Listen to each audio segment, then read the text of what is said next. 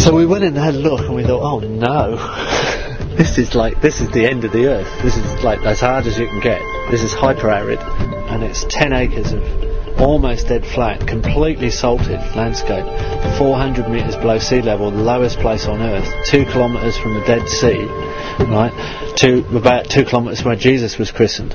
We've hardly got any rainfall. We've got temperatures in August that go over 50 degrees. Everybody's farming under plastic strips. Everybody's spray. Everybody's putting synthetic fertiliser on. Overgrows with goats, just like maggots eating the flesh off the bone down to the bones of the country. Literally like maggots, giant maggots eating it to nothing. So we designed up a system that would harvest every single bit of rainwater that fell on it. On 10 acres, there's 1.5 kilometres of swale water harvesting ditch on contour, and when they're full, 1 million litres of water soak into the landscape, and they'll fill quite a few times over a winter. And then we heavily mulched those swales with organic matter, which was trash from organic fields nearby, and we put that almost 1/2 metre deep. So we saved that and mulched our swales, which are about 2 metres wide and 1/2 metre deep on the trench.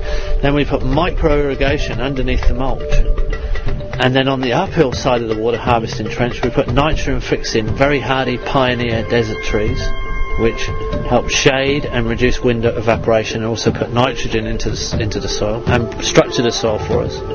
And then on the lower side of the trench we put fruit trees, majoring in date palms as the long-term overstory in the end, and then we put in figs, pomegranates, guavas, mulberries, now some citrus. Within 4 months we had figs 1 metre high with figs on, which is impossible.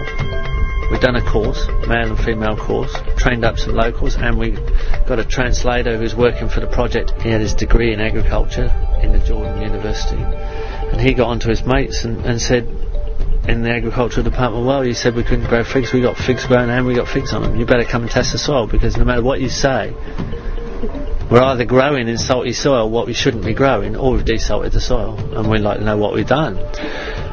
They came in and the salt levels were dropping, so they became interested. The salt levels were dropping around the swales. They said you must have washed it through. See, normally you put a huge amount of water on and wash the salt through to the lower levels, which just makes the groundwater more salty. In the end, you'll salt it 20 metres deep if you keep doing that, and then it will take 1,000 years to recover.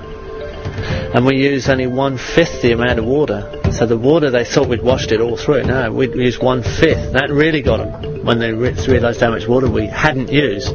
With the same amount of water normally used on that much area, we could have done 50 acres. Originally, people laughed at us because we didn't put straight lines in. We went on contour with these swales. They thought, why don't you put, so you've got a bulldozer, you can flatten the desert, you can straighten it. So we want to go on contour because we've got a longer edge and we harvest the water passively. Then we planted more non-fruiting trees than we did fruit trees, so they laughed at us because we were planting unproductive things, more than productive things. What's the point, you know? In soil that won't even grow anything, so you know. And then we covered all the inside of the swale with a huge amount of mulch, where they scrape all their organic matter off and burn it, like most traditional agriculture. In the middle of winter, we got a funny email saying, "We've got a problem. We've got mushrooms growing in the swale." Well, they called it fungus, but when we saw a photograph of it, it was mushrooms, because they'd never seen mushrooms, because they'd never had that much humidity in living history in the soil. And when you open up the mulch, there's all these little animals there, you know, there's little insects, and the soil has come alive. And the fungi net that's underneath the mulch is putting off a waxy substance which is repelling the salt away from the area. And the decomposition is locking the salt up. And the salt is not gone, it's become inert and insoluble.